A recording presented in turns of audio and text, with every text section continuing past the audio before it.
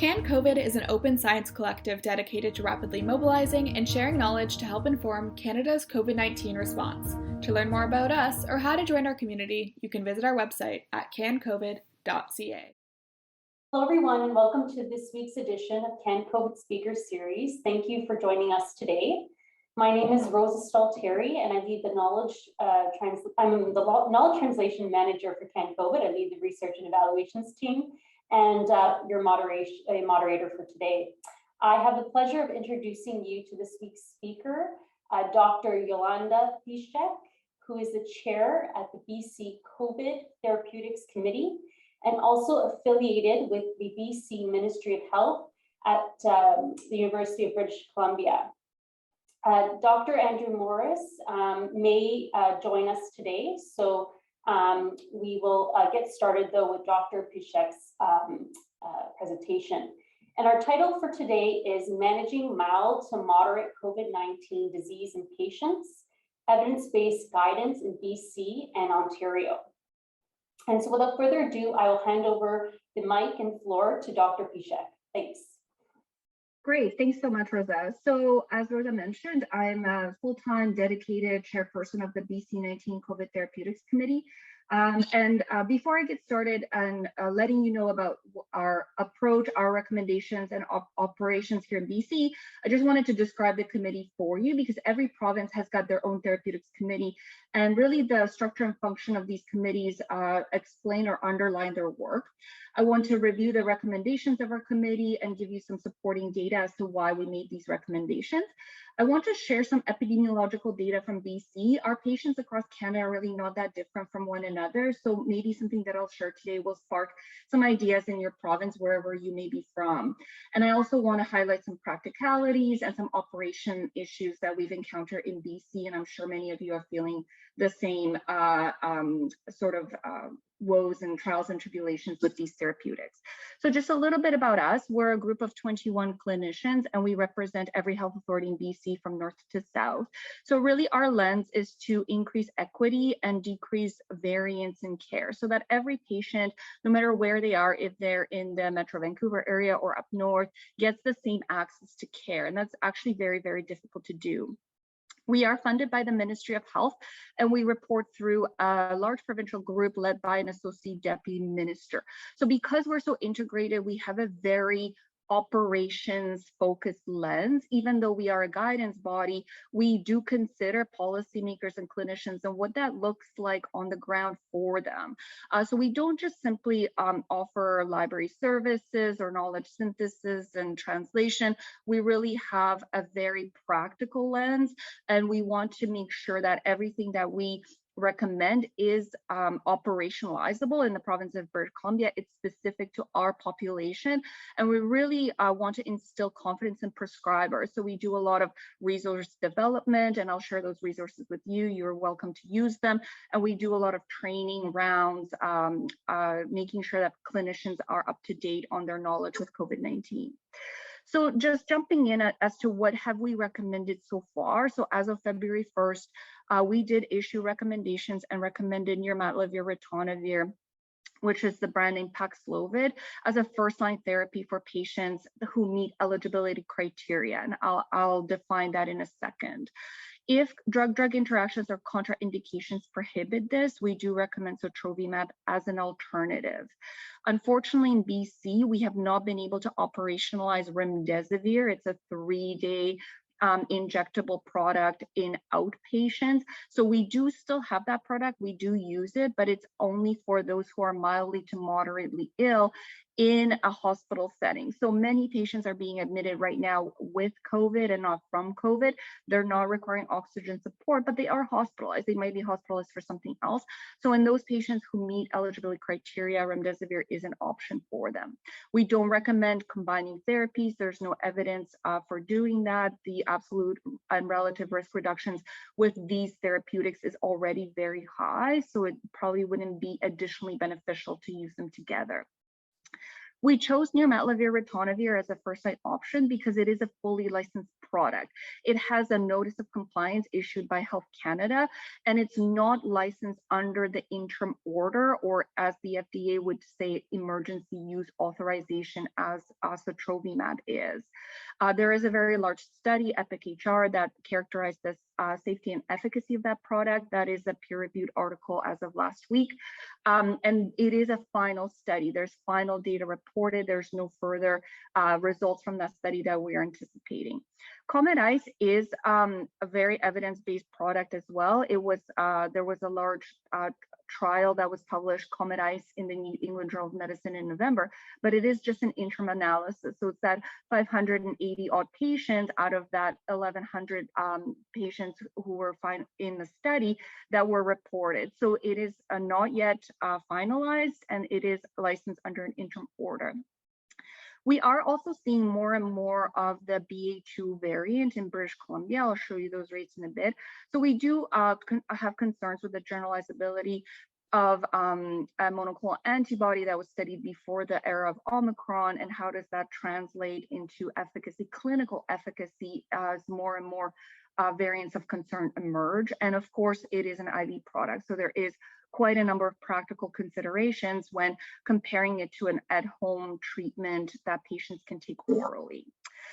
Who are we giving this to? So our focus right now is on those who are most likely to benefit. So we chose a tier of patients that have a 15% progression to severe illness. And I'll show you this data in a minute. Essentially, many places are giving this to immunocompromised individuals.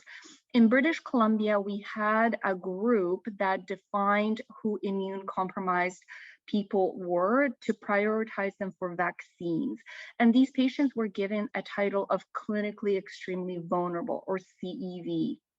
Those are people with solid organ transplants, hematological malignancies, those may be receiving immune suppressants, and those patients are eligible for therapy either with any one of these therapeutics, regardless of their vaccine status or previous infection. We also have an interesting group in British Columbia called CEV3. Those people are not immune compromised, but they have high-risk conditions such as cystic fibrosis, end-stage respiratory or very severe respiratory disease, may have developmental disabilities, or are receiving insulin for treatment of diabetes, which has been shown in British Columbia to be very highly associated with hospitalization. Those people are also prioritized for treatment, but only if they're or under vaccinated, and they can be of any age. And then we're focusing on elderly, so those 70 years and older who are or under vaccinated, but they have to have a chronic condition or comorbidity, and those who are multi-morbid over 60, or those who are indigenous of descent, and those patients also have to be or under vaccinated. In British Columbia, for this particular group, in this particular definition, or partially vaccinated refers to the receipt of 0, 1, or 2 vaccine doses, and I'll show you why we chose 2 vaccine doses to equal under or incompletely vaccinated. Very shortly, as our operational capacity increases and as we get more medications courses, we will be expanding this tier to individuals, but we're still aiming for that 10% risk of hospitalization after being diagnosed with COVID-19, just to make sure that the absolute risk reduction and the number needed to treat is reasonable. So why did we choose these criteria for prioritization? Well, as you know, trials of Normatrovir, ritonavir, sotrovimab, and remdesivir had been conducted before the Omicron variant. So largely Delta, and the baseline event rate, mainly driven by hospitalization from COVID-19, was approximately 6% in these trials in the patients who got placebo. And that decreased very nicely, very reproducibly across the trials with treatment to approximately 1%. That's, at a relative risk reduction of 85 to 90%, depending on the trial. Number needed to treat is about 20. So all looks very good. However, in British Columbia, in the Omicron wave, our hospitalization rate already went down from 6.3% in the Delta wave to 1.2% with no treatment at all. So to really just apply trial criteria would render the patients relatively low risk, and therefore the benefit of treatment actually to be very, very small. We calculate that if we just use trial criteria, for example, in the red box there, if we just simply gave them to people that were over 55 as their only risk factor, even if they were unvaccinated, the number needed to treat would be close to 50. And really, there are many univariate treatment tiers that have been issued. For example, Public Health Agency of Canada, or CADIF, that make statements that you should give this to those who are over 80 or those who are in long-term care. But as you can see by this thermal map, which was generated by in BC in the Omicron wave, you can really visually see that it's a very complex interplay between age, your risk factors, and the number of vaccine doses. So what we're really trying to do in BC, rather than going after unvaccinated younger people, the median age in these trials with EPIC-HR, with Paxlovid, it was in their 40s. We're really trying to go after the elderly with comorbidities. So those who are multi-morbid at the bottom there, and then those who have a single chronic condition, 1 to 2 chronic conditions that are under vaccinated. We also had started with a very limited supply of these medications. So we only had 4,000 treatment courses to start. So because we're tightly linked to operations, we really wanted to match the demand and the supply. And because many of these people can't actually take Normatrovir, ritonavir due to drug-drug interactions, we wanted to be able to offer the alternative to everyone who can't take Paxlovid, because and that's just simply not possible to everyone on this heat map. So we're trying to encourage clinicians to use this thermal map to make decisions. Just because the patient's not in the guidance, it doesn't mean that they don't benefit. So for example, if you have a fully vaccinated over 80, in a certain, if they're very multimorbid, they could be included. So this is just guidance. As I mentioned to you before, we have this definition in British Columbia called clinically extremely vulnerable, which was established to guide vaccine priority. And I mentioned to you what the different groups are. And as you can see, even though we're offering treatments to our CEV populations, even within those risk factor groups, there are still huge heterogeneity of absolute risk. So if you have a very young immunocompromised patient who is triple vaccinated, their risk of hospitalization is actually relatively low. And if you use these thermal maps, you might actually say, you know, you're minimally symptomatic. I don't think you really would benefit from treatment at this time. Whereas if you take not only a vulnerable patient that's immune compromised, but you add on age or perhaps incomplete vaccination, you're really getting into those very, very high risk groups that have a risk of hospitalization, you know, over 20, 30, sometimes even 50%. So it's really important to look at all these variables together and not to just say, okay, well, this is an immune compromised patient, I'm going to treat them like any other immune compromised patient. That's really not the case. Now, in terms of the 0, 1, and 2 vaccine doses, so in British Columbia, we pulled some data in the Omicron wave, and the data showed that if you are triply vaccinated, your risk of hospitalization based in the Omicron wave is 9-fold lower if you are triple vaxxed, and it's 4-fold lower if you're double vaxxed. And because vaccines in general, even 2 doses, even though they may be not that effective in preventing infection, are actually very effective in preventing hospitalization. However, we are going after a very, very high risk group. And because the difference between 2 and 3 doses in this group is actually relatively significant, we wanted to ensure that even those that are double vaxxed do get treatment, because their absolute risk of hospitalization is actually quite high. So for this particular tier, we are considering under vaccinated as receiving less than 3 doses. For a lower risk tier, 2 doses of a vaccine, I would say, is adequately immunized. So what we're really trying to do is to replicate the scenario in this sub-analysis. So this is data from EPIC-HR, so the Paxlovid study, Normatrovir, ritonavir. where they looked at the highest risk population, about 10% of patients who were over 65 and they were multimorbid. Those people had a hospitalization risk of 16.3%. So we're trying to select people with that absolute risk.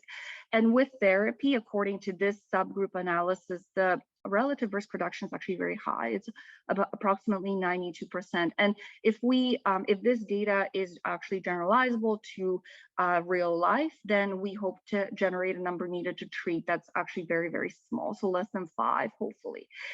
We also showed in EPIC-HR, there's a supplement material document that was published that additional treatment with a monoclonal antibody makes no difference if giving it to someone that is receiving an antiviral. So that is why we're not recommending dual therapy. We also, because we're a very pragmatic group of clinicians, want to focus on clinical syndrome assessment. So I come from, have a stewardship, antimicrobial stewardship background, and really it's just any other good stewardship principles apply. If the patient is minimally symptomatic or they're asymptomatic, we don't offer treatment. And this is very difficult to put into a guide. There needs to be a lot of expert coaching, some experience that clinicians need to have in order to make those subtle distinctions. But just because a patient is immune compromised and is on the list of someone that might be eligible, it doesn't mean that they should get treatment.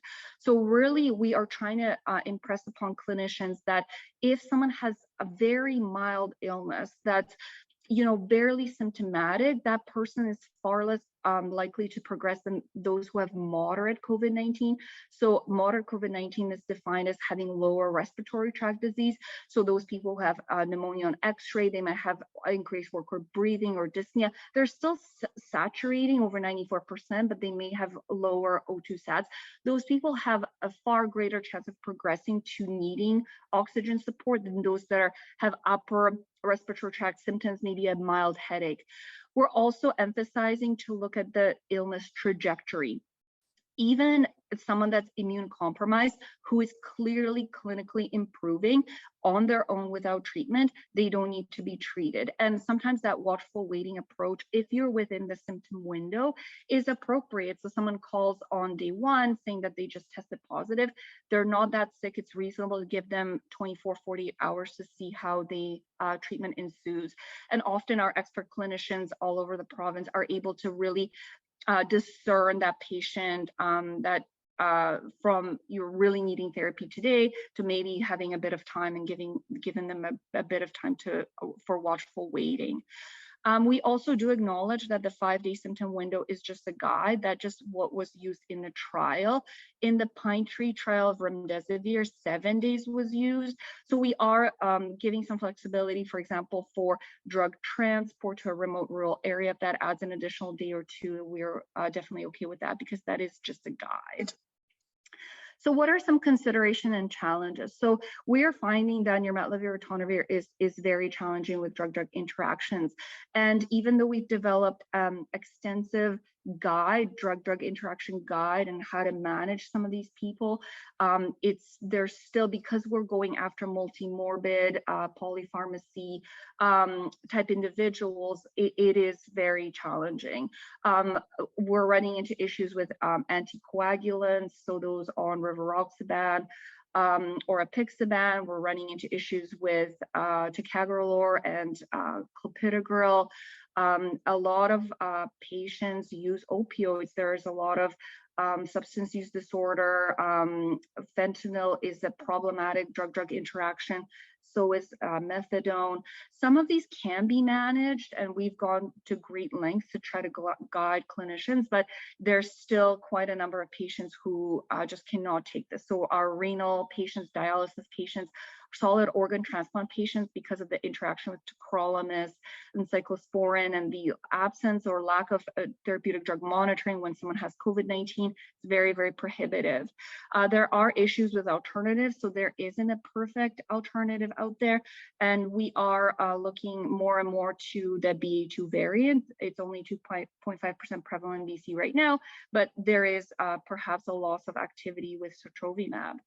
And we are also seeing more and more, especially with EPIC-HR being just published, that those who are seropositive So either they've had previous infection or they have quickly seroconverted after their symptoms start, they just benefit less.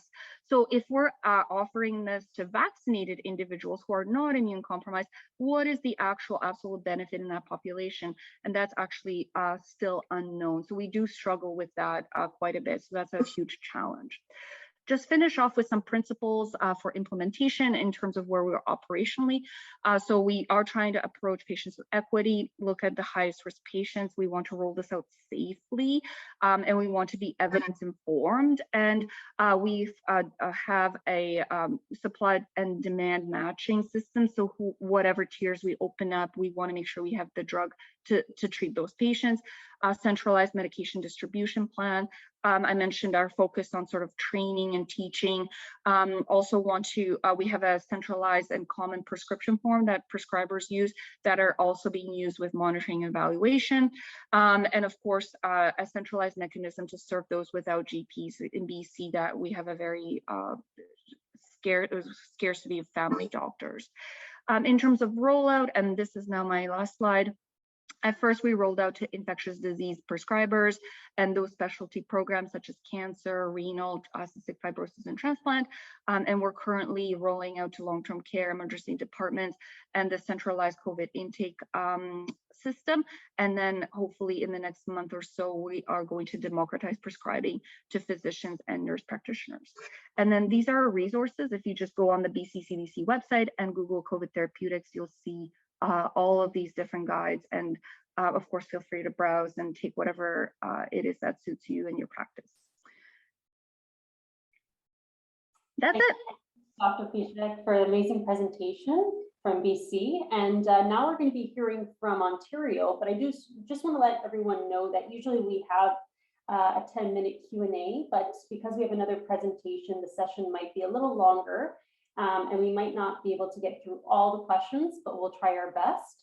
So I want to take the opportunity now to welcome Dr. Andrew Morris, who's the co-chair of Drugs and Biologics Clinical Practice Guidelines Working Group with the Ontario COVID-19 Advisory Table. And he's also professor of infectious diseases at Sinai Health, University Health Network at the University of Toronto. So welcome, Dr. Morris. Thanks for having me. I appreciate it. And let me just load my presentation.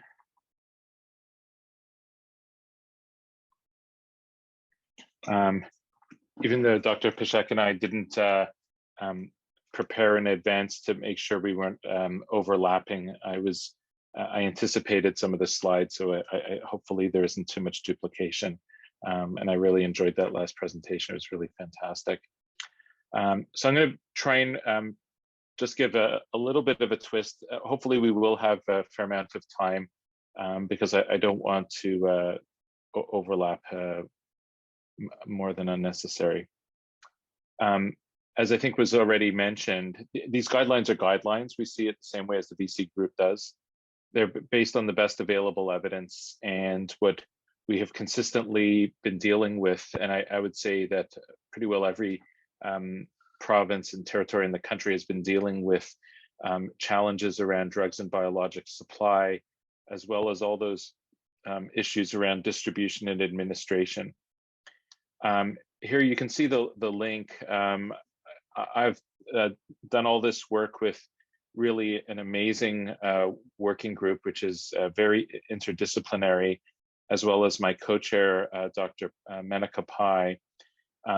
We're fairly complementary because, well, she's smarter than me, so that balances things out. But then on top of that, she's a hematologist and transfusion specialist. So issues around, well, at the time it was convalescent plasma, but monoclonal antibody therapy is much more up her alley, whereas some of the antivirals are up mine, and we kind of obviously would have an overlap with our use of immunomodulatory therapy. But our working group has not a broad range of physicians, but pharmacists as well. Other specialties are involved. So although there is certainly an overweighing of people with infectious disease expertise, we have clinical pharmacologists, family physicians, immunologists and allergists, other primary care providers, patient representatives. And I think an important feature that we've taken a special note of is we have tried to be representative in terms of age and socioeconomic diversity, as well as geographic diversity, which has really informed us tremendously. I have to admit that I don't think I really appreciated some of the issues around a term that I didn't even know, which was structural urbanism, whereby the healthcare system is heavily geared towards urban centers and therefore discriminates to some degree in rural areas, as well as other obvious equity considerations, including racialized and other marginalized populations. So we've tried very deliberately to ensure that we have balanced membership in all of the development work that we've had. And I like to believe that it's really informed the work that we've done. On top of that, we've tried where possible to get input when we don't think we have the expertise at our table. I will show you some of the work from with our graphic designs that Tiffany Can has done. Tiffany's a pharmacist, but really she should be a graphic designer because she's just so good at it. And I'm saying that these are up to date as of February 22nd at 1500. That should be, I should have put Eastern Standard Time. I don't know when, but some of the guidance that I'm going to be showing you today are meant to be posted within the next hour or so on Ontario's COVID-19 Scientific Advisory Table's website, which is, as you see there, it's covid19-sciencetable.ca, but you could probably Google it. Throughout the pandemic, we have used our version of Severity, which is the following, that if you don't need any circulatory or oxygen, especially oxygen support compared to your baseline, then we consider you mildly ill. So you could be mildly ill and hospitalized, but you'd be hospitalized for reasons other than primarily your oxygen support. Whereas if you're moderately ill, which is not really what we're talking about today, even though that was the title given, moderately ill, we've deemed that you need at least new low flow supplemental oxygen. And I think people understand critically ill. I don't want to go into the weeds too much at this point, but I'll tell you that even the terminology around critically ill has been really challenging in the literature, because patients who we traditionally would not be managed outside of an ICU, such as patients on high flow oxygen via nasal cannula, throughout COVID, that became pretty well a standard throughout many Western countries, at least, including in Ontario and BC and throughout Canada, as a matter of fact. So, but those were often considered critically ill, even though they weren't in the ICU. I think, as already mentioned, the focus on early therapy is on antiviral therapy, be that antivirals acting on the virus itself or with monoclonal antibodies. We also have taken a similar approach to BC, that patients at low risk shouldn't receive scarce therapies. And we also have recognized age and the vaccination status as the best predictors of hospitalization and critical illness. I was, and in fact, as the prior presentation was proceeding, I deleted my slides with the heat map. I was prepared because I anticipated I was going to duplicate it.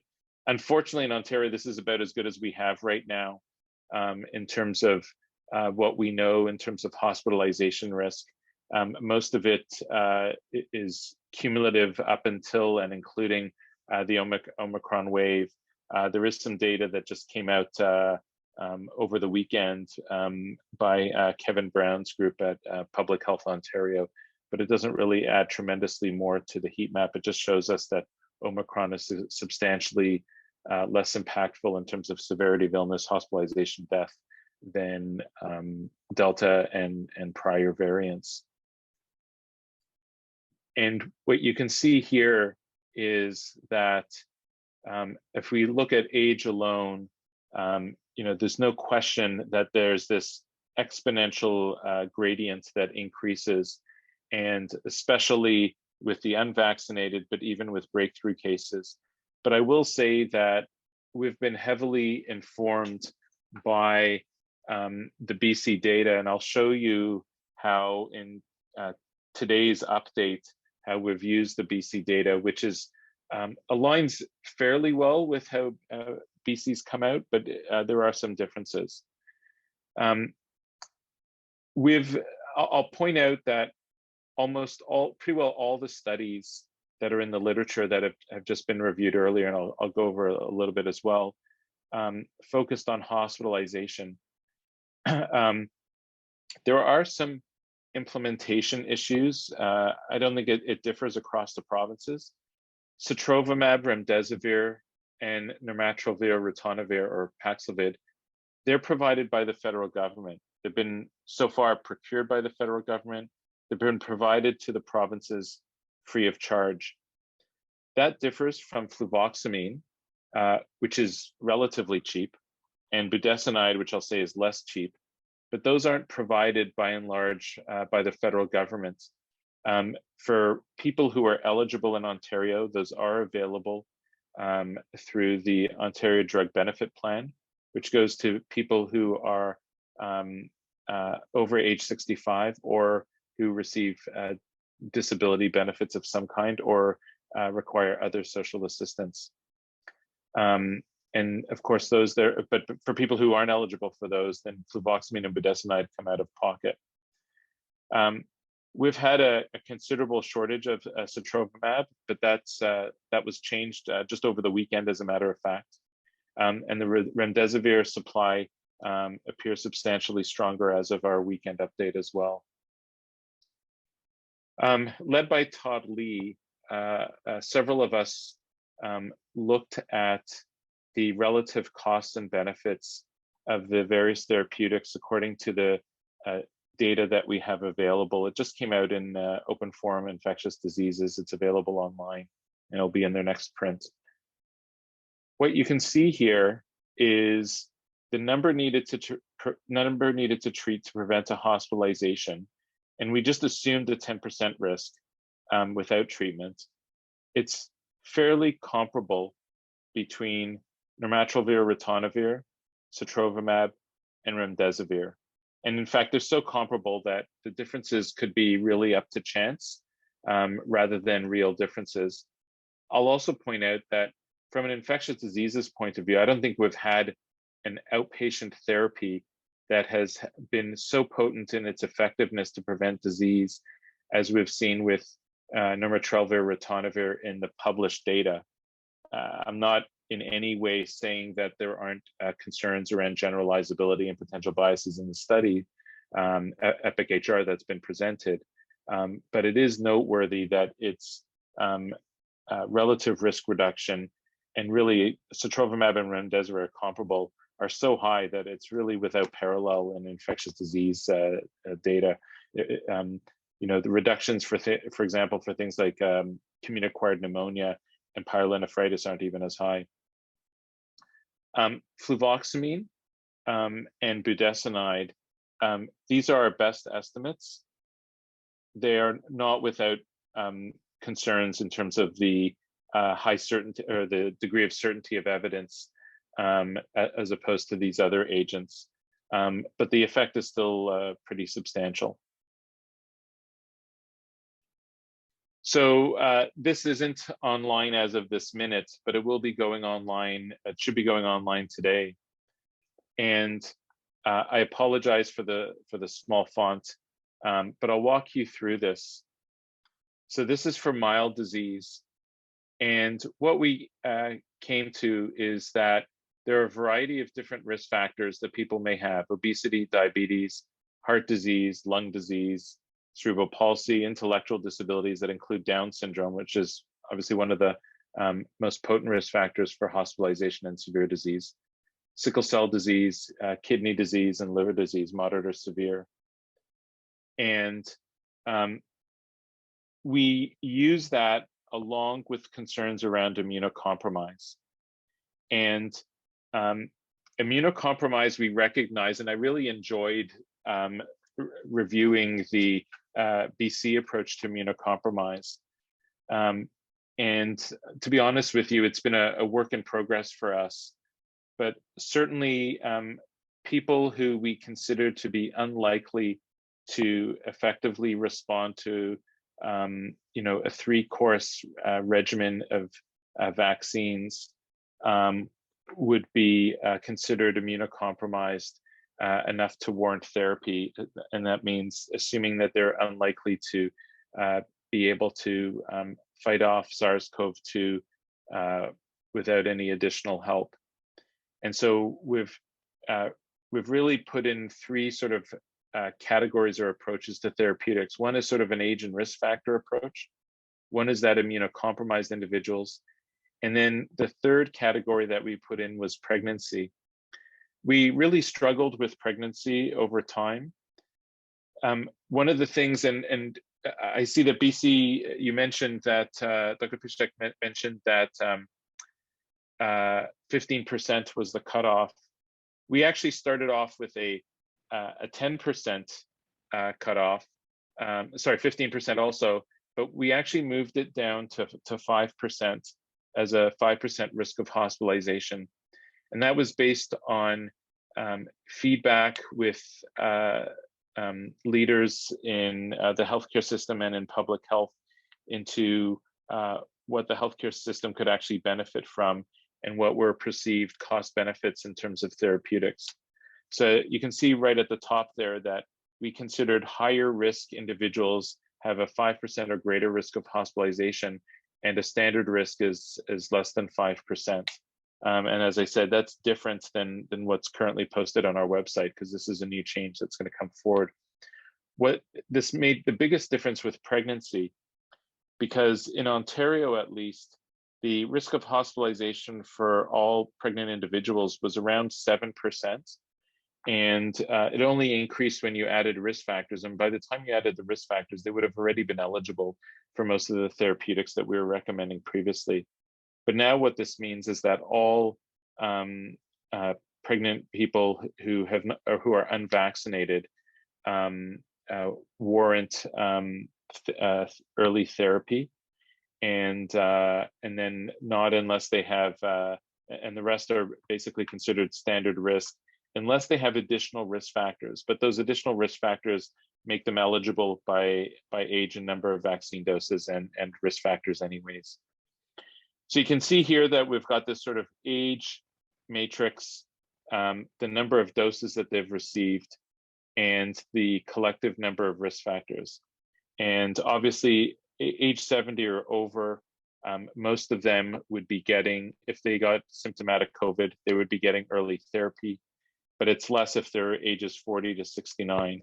And again, this is largely right off the work of the BC CDCs that was presented earlier. One of the ways that we've differed with this latest update, if you looked at our last update, which is, I guess, still online, remdesivir was a hollow green, meaning we recommended it, but we don't have it. And Normatrovir, ritonavir, or Paxlovid was considered a second line. It was only a yellow triangle, which means may be considered. So throughout our guidelines, and I'm only showing you the mild disease severity, but for all our different severities, we've got this color-coded system so that green is recommended, yellow is may be considered, and red is not recommended for a variety of reasons. And one of the reasons why we didn't recommend Paxlovid earlier on until really this week is because there wasn't a manuscript. And all we had were submissions to regulatory authorities. And we had made a decision a while ago that literature that was on a preprint server that was by a reputable group of researchers or a peer-reviewed manuscript would be acceptable for us to make a recommendation. But then our recommendations would be based on the the strength of the effect and the certainty of the evidence supporting it. So you can see here that we have 3 different agents, and those have already been covered, the Paxlovid, sotrovimab, and remdesivir. But one of the things that we didn't do is we haven't prioritized these. So one is not favored over the other. And this was based strongly on feedback from both the various members in our working group as well as peer review when we asked for input elsewhere. And much of this was because of a sense that whereas Paxlovid may be a priority in one situation, it may not be the ideal agent in another. And issues around access, distribution, feasibility, made each of these agents equally strong. And as I already pointed out, the effect size is really comparable between all 3. It's not like we have any comparative effectiveness study to show that one is better than the other, but it does give us a fair amount of certainty that all of these agents will confer a fair amount of benefit to patients. So we haven't differentiated these. The other thing that I'm going to point out is that it hasn't been released yet, and I'm not showing a slide because I can't, but I will tell you that we have also suggested that these agents be available for long-term care. If you, one of the things that we have in our wording, and I think it was on the prior slide, let me just make sure here. No, it's actually, I think on the prior slide that I didn't put in, I removed, but there is no site of care necessary determination for this. So even though it's mild to moderate illness, or by Health Canada standards, what we call mild illness, patients would be eligible regardless of whether or not they are hospitalized. So patients who have nosocomial COVID-19 with mild symptoms, they would be eligible for any of these therapies. And because of that, at times it was felt that in fact remdesivir might be the preferred agent for some of these patients, or sotrovimab over Normatrovir, ritonavir. The last thing I'm going to speak to on this slide is the issue around what are for people who are standard risk.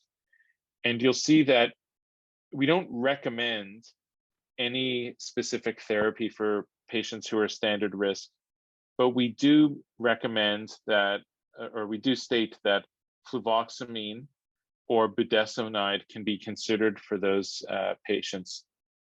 And we've done that, again, based on our summary of the data, that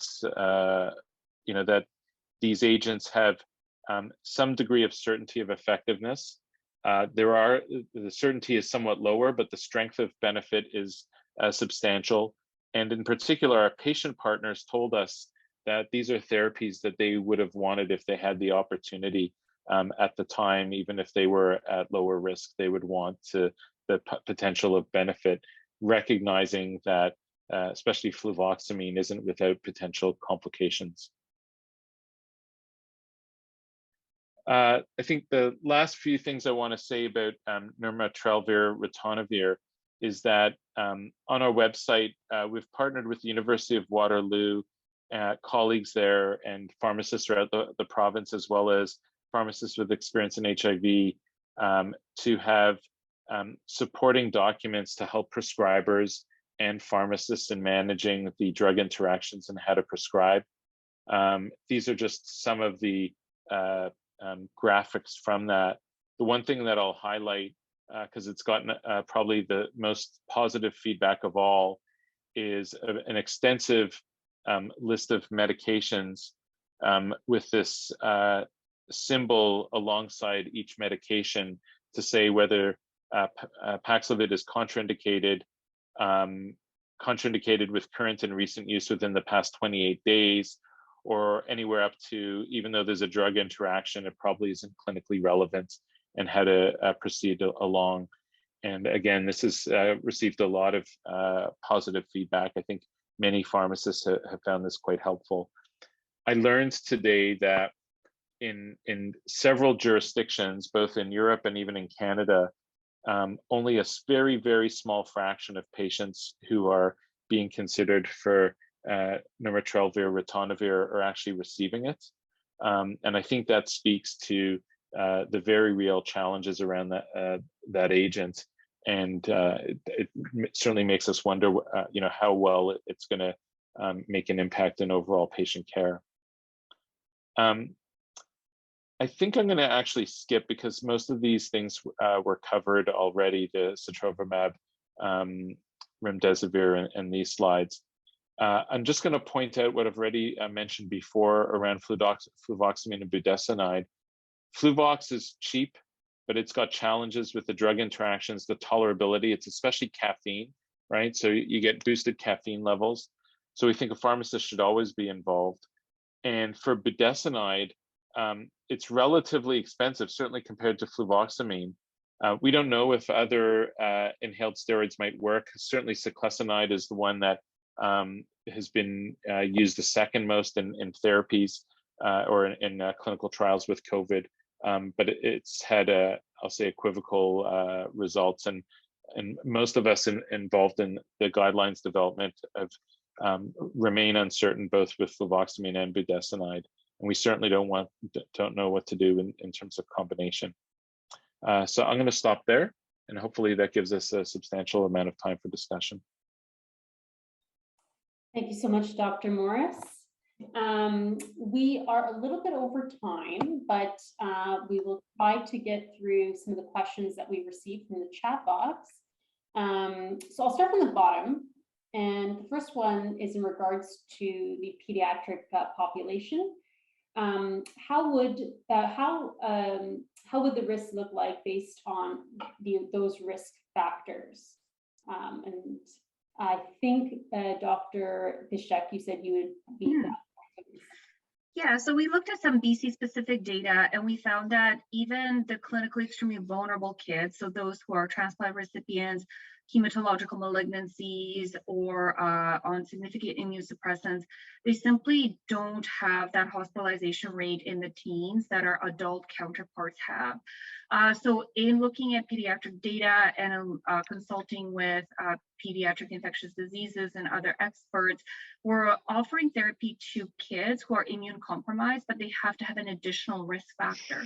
So unlike an adult who is offered therapy if they're clinically compromised, regardless of vaccine status, a pediatric patient has to have an additional risk factor, such as being under vaccinated, or they have yet another chronic condition. So for example, they may have asthma and be an organ transplant recipients, or they have active graft versus host disease.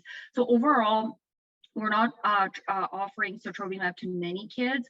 Right now, I think we've only used a few dozen doses in pediatric populations. We're not offering Normatrovir, ritonavir to any kids, just because it's not licensed in Canada for pediatric use, although it's probably safe. It was just our expert opinion said that because there's so few treatments being given, that sotrovimab is the preferred agent. So overall, very few kids are getting this. Thanks so much. And Dr. Morris, would you like to add anything to that? No, I don't think so.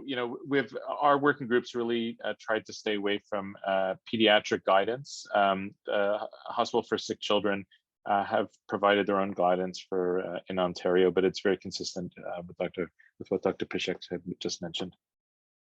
Perfect. So our next question is, what communication strategies was used to disseminate the guidelines for treating COVID in BC and probably as well as Ontario? I know Dr. Morris was saying that the update hasn't been released yet, but maybe you can just talk about your dissemination strategy. Sure. Do you want me to start with Ontario first?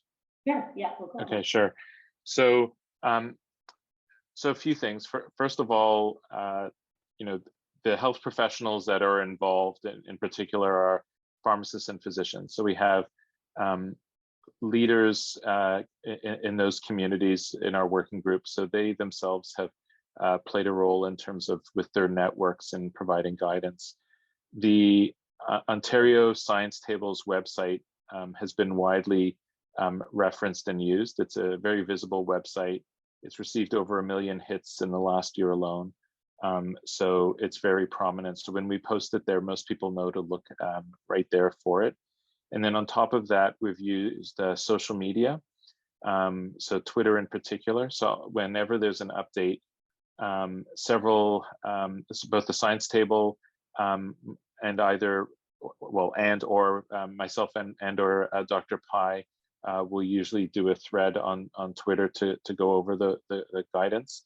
And then finally, on top of that, there are a variety of different communities of practice. So we've again had family physicians, pharmacist members, and other specialist members of our team who have been doing webinars, something like this, but usually a bit longer, with fairly widely attended communities of practice to disseminate the guidance. I think it's not perfect, but I think we've done fairly well with it for sure. ABC is very similar to what Dr. Morris stated. We do have these waves of prescriber groups who are going to be prescribing, and we haven't democratized prescribing to GPs and nurse practitioners in the community just yet. But we do use, the networks of specialist clinicians and these different specialty programs that are managing at high-risk patients.